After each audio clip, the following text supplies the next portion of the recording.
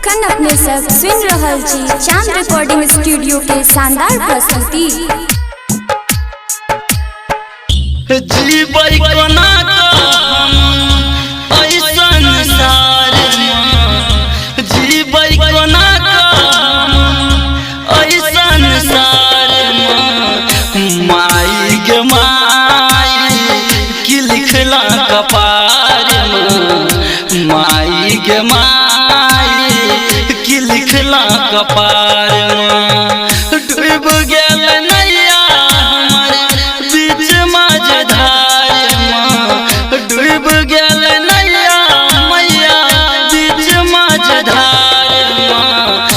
माई गे माई की लिखला कपार माई गे माई की लिखला सुमित सतीश रईमा माई गे माई की लिखला कपार माई गे माई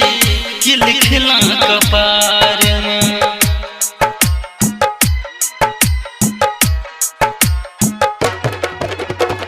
दुनिया में बन के बाखल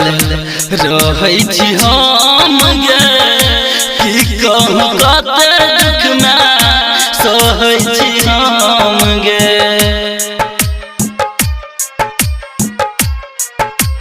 हो दुनिया में बन के बाखल रहै छी हम गे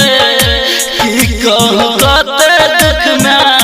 सहै छी हम गे डूबल जाइ छी ना गई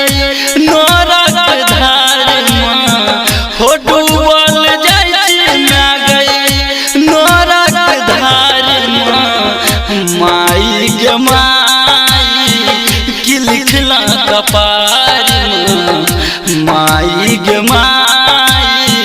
की लिखला कपार सुमित सतीश रईमा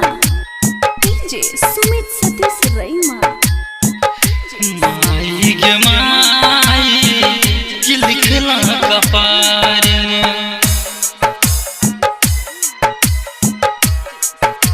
माई गे माई की लिखला कपार ओझरायल छी हम नागे कहिया सुलझे बेटा ढंगा ढंग सीखे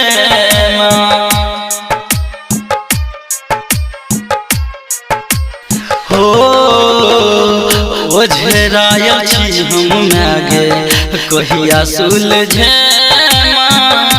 बेटा ढंगा ढंग सीखे परवीन परवाना कब तक रहता इंतजार परवीन परवाना कब तक रहता इंतजार